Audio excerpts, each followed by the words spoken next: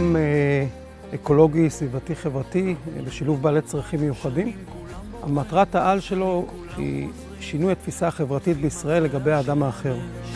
שבועים בתוך מעגלים, כולם מסובכים. הכל התחיל מביקור מקרי במפעל ביסעור, שבו ראינו מפעל מאוד מרשים, שעובדים בו אנשים עם צרכים מיוחדים, מפרקים פסולת אלקטרונית שאין לה פתרון בסביבה שלנו, ואתה רואה אנשים עובדים עם ברק בעיניים, מאושרים, גאים בעבודה שהם עושים. הבאנו את זה לעמק ואמרנו, וואלה, אנחנו רוצים דבר כזה גם כאן. אין מה לחשוב כשהוא אומר, הזמן יפה יותר. זיהינו שיש לנו כאן שתי מסגרות של בני נוער עם צרכים מיוחדים, שאת כל החבר'ה האלה צריך להכין לקראת העובדה שהם יוצאים לעבוד במפעלים.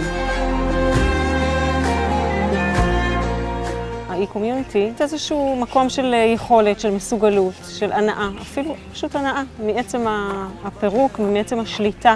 שזה כמו מין מפעל קטן כזה, שכל השאריות נערמות פה במשטחים ומפנים את זה, ויש לזה איזשהו צורך חברתי, זה לא משהו שהם עושים אותו סתם.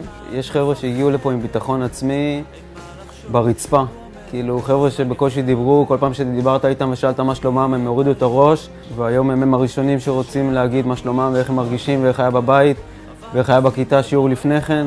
אז אני חושב ביטחון עצמי אצל ילד כזה, זה הצלחה אדירה. זה מעבר למיומנות, לטכניקה, למה שהם עושים, לסוג המברד שמשתמשים בו, לסוג הברגים, שלא באמת יש לי מושג מה הם, וסוג החומרים, ואיך זה מתמיין. זה לחוויה האישית שהם עוברים שם, שבעיניי היא התרומה מאוד משמעותית לחיים שלהם בהמשך. אתה נותן להם הזדמנות, אתה נותן להם, במקום לעשות נזק לסביבה שלך, אתה בעצם עוזר לסביבה שלך, גם לסביבה הפיזית וגם לסביבה האנושית. אני חושב שאין משהו יותר טוב ממפעל היום בזמננו, שיהיה כתוב שתורמים לחברה, לנוער, לאנשים שלא נתנו להם סיכויים, והנה, אנחנו נותנים להם סיכוי ואני חלק מזה. ואני חושב שפה אנחנו ביחד עם הפרויקט הזה מקדימים את זמננו, אנחנו הולכים ונותנים פתרון שהוא נכון, כמו שאמרתי, סביבתית, הוא נכון חוקית והוא נכון גם לנשמה.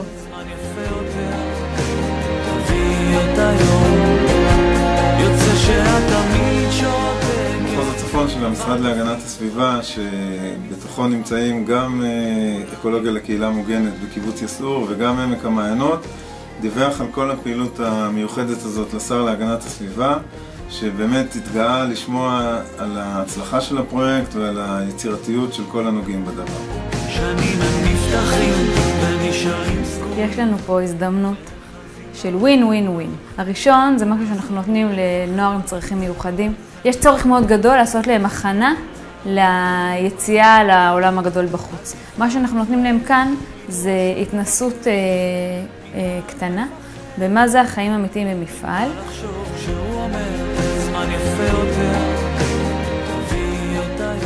הדבר השני זה הפסולת האלקטרונית. כאן יש הזדמנות גם לכל בעל בית וגם לכל בעל מפעל לדעת, אני נפרד מהפסולת שלי ועל הדרך אני מרוויח משהו מאוד מאוד גדול.